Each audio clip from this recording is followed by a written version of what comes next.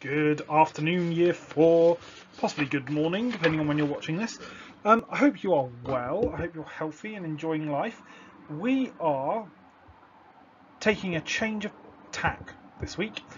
We've looked at Christian approaches to ethics. Okay, so that's how do Christian people decide what's right and wrong? And we looked at three different things. We looked at Augustine, who said the voice of God is the voice of our conscience, and we just listen to our internal ideas of what's right and wrong and follow God. We looked at Aquinas, who said that we need to listen to that voice, but also use our thinking, our reason, and also use the Bible. And we looked at the Bible itself, and we saw actually the Bible has a lot of ideas that contradict each other, so they don't work. So you have to think if you're a Christian and use your brain to work out what you should be following. And the next two lessons, we are answering questions like this. How do people who don't believe in God make moral decisions? Because actually what Augustine says and what Aquinas says and what the Bible says, it's not really going to make much difference if you don't agree on that fundamental thing of there is a God. So a lot of people now are non-religious. And how do these people go about making moral decisions? So let's find out. Okay, before we go any further, we just need to define some key terms, and you've got these in your booklet as well so that you can come back to them. There are three words which we're going to come back to a lot in RE over the next few years, so it's really important early on to understand them and get them in our heads. Luckily, they're all quite, well, two of them kind of lead into each other. So, a theist, that's how you pronounce that, not theist, theist. A theist is someone who believes in God or gods. So really, not just Christians, but Hindus, Muslims, Jews, Zoroastrians, someone who believes in a god or gods. That's what a theist is. An atheist. So this A here, this is what's called a prefix, and it means not or no. So atheist is someone who doesn't believe in a god at all. So it's a theist, but we put A in front of it. Atheist means no God or God less, so someone who doesn't believe in God.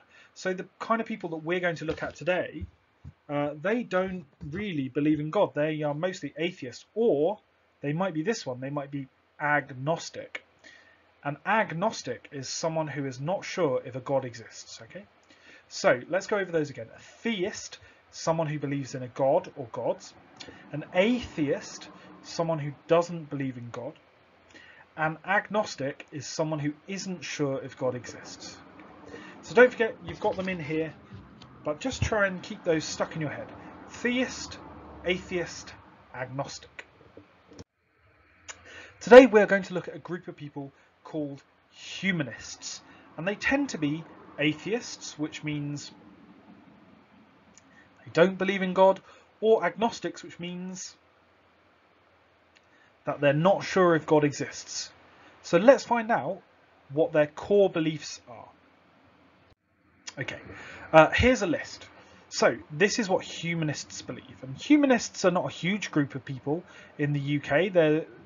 I think they have about 30,000 members, which sounds like a lot, and it is really. But they have this set of beliefs. So humanists believe that human beings are special and that human life is valuable. Okay, so similar to Christians, really, Christians believe that human beings are special because humans are made by God, but humanists believe that human beings are special because human life is valuable. Humanists don't believe in a God, or believe they can never know if there's a God. So they're either atheists, so they don't believe in God, or they are agnostic, they think you can never know whether there's a God or not. Humanists don't believe there is any evidence for an afterlife. So by afterlife we mean heaven or hell, or in the case of some other religions, reincarnation, being born again. So humanists don't believe there is any evidence that when we die anything special happens, and we should therefore make the most of this life.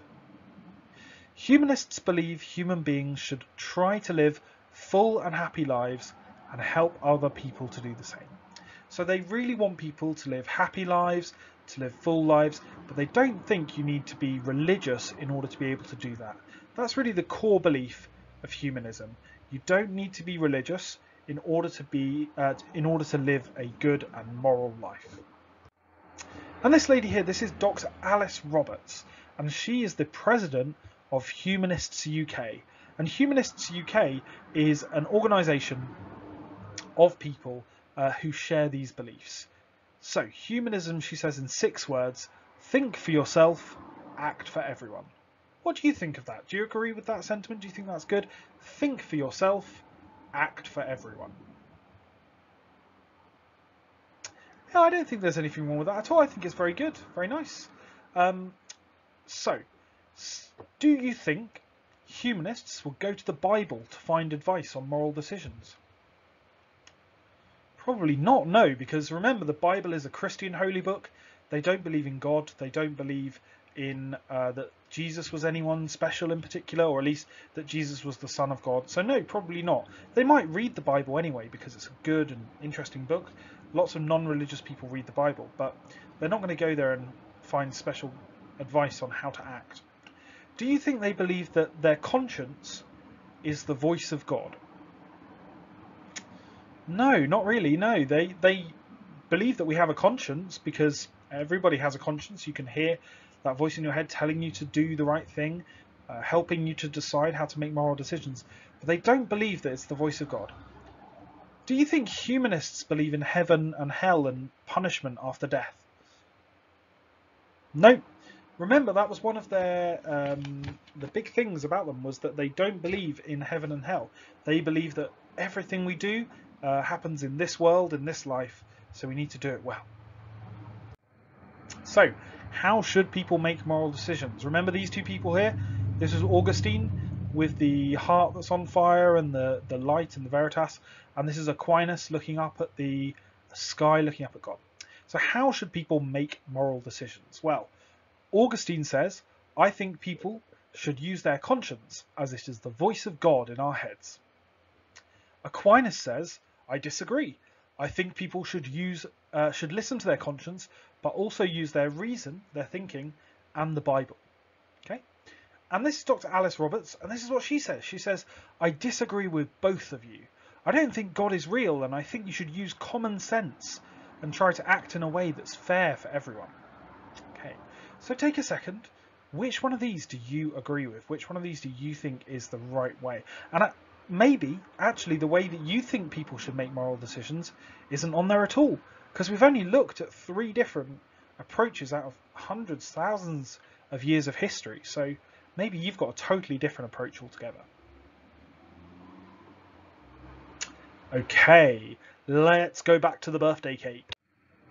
So, back to our cake. If it's my birthday and someone has given me a big cake, which I hope they do because it is my birthday very soon, should I eat it all myself, or should I bring it in to share with the rest of class? If someone doesn't believe in God, how might it change how they try to answer this? Do humanists still have a conscience? Okay, let's have a think. So, if someone doesn't believe in God, it might change how they approach this, because if you go back all the way to lesson 1, we looked at where our conscience might come from, and we said that you've got the Bible and God as a big part of that for Christians. And if you take that away, that means that you have to get your conscience from one of these other sources, from friends, family, television, teachers, books, something else. So yeah, I think it does change how people approach to it. But does it change the outcome? Do you think that a Christian and a humanist would agree? Yeah, I do. I think actually, even though they are using different ways of coming up with it, I still think a humanist would say common sense says you should share it. Remember that it was think for yourself but act for everyone. So you need to think about what you're going to do, but then if you're acting for everyone, of course you're going to share your cake out. You're going to make as many people happy as possible. And Christians would say, well, the Bible says, don't be greedy. It says don't keep things to yourself, share and be generous. So it's the same outcome, but with different approaches. And do humanists still have a conscience? Well, yeah, I think probably we all have a conscience, really. It's just that for humanists, it's not God who gave us our conscience, it's something else. It's they don't all agree that it's exactly one thing, but it's not God, it's something else. Good.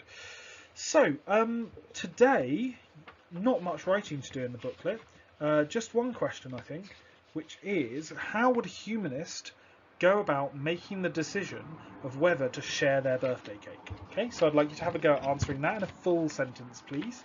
And then next lesson, we're looking at people who are only interested in pleasure as the way to measure how to be happy, and they are called hedonists.